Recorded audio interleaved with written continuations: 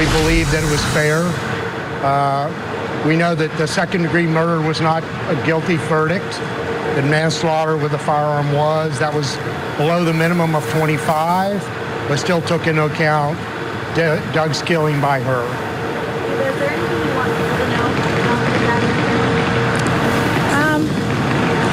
dad? My dad was the best man that I've ever known in my entire life, and he will continue to hold that in my mind and in our family's mind forever. I'm really content with the sentencing, the verdict, and you know, I think that I waited so long to be able to speak to her face to face, and I finally got that for myself personally, so I hope prison serves her well. This has been a long process. Do you feel like there's any sense of closure with this? TBD. There is, but 30 days on appeal. They're going to appeal. You heard the final closing arguments of her defense attorney, and that was all based on appeal stuff, not based on trying to get the sentencing right. So they're clearly only focused on appeal. That typically takes a year after the appeal is filed to be heard. We will fight very avidly, very strongly for her to remain in jail during the appeals process. So will the prosecution. She's a flight risk, and we know that. She's being supported by people who believe her. We understand that. But even the sheriff's office believes she's a flight risk. Do you agree with the judge saying that she did show some form of remorse throughout the trial? I disagree with his perception of it.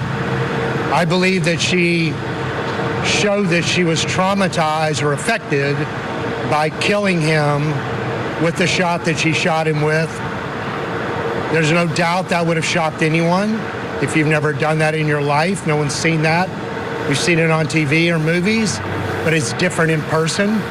I believe she was scared by what happened, but not remorseful at killing. More than 4 years later now, what does today mean to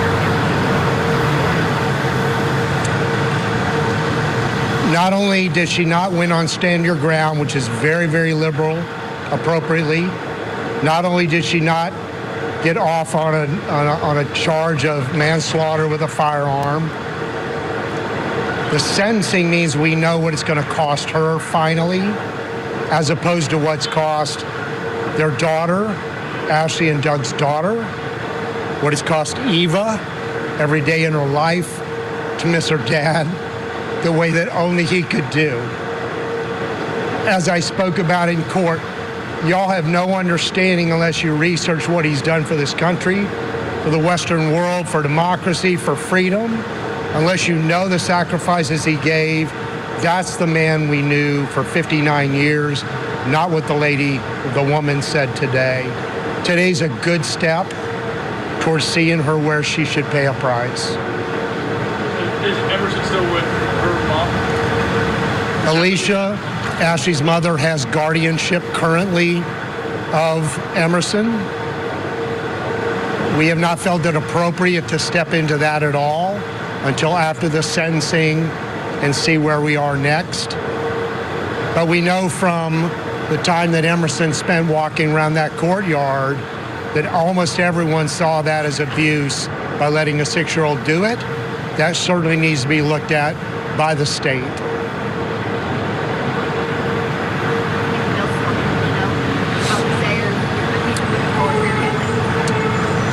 I think all of our family talked about this. There's no doubt the judge put it properly that we see it in a very different way than the defense or Ashley saw through a lens. But we have a pattern in her life that we personally dealt with in Ashley's behavior towards us, towards Doug, and we believe our lens was the right lens to see her as the deceiver, the liar that she is. It started with lying about poisoning. It ended up with lying about killing Doug. This gets us to a point where it's been adjudicated. She's been sentenced, we believe, appropriately, and we'll carry on from here to make sure she gets to meet out that sentence in prison in the state of Florida. I have a question. Yes, ma'am. Can you explain the mark that's on the back of your jacket? Is that representing? Yeah, There's 2 hearts Oh, I didn't see that one. Okay. where my dad was shot. Thank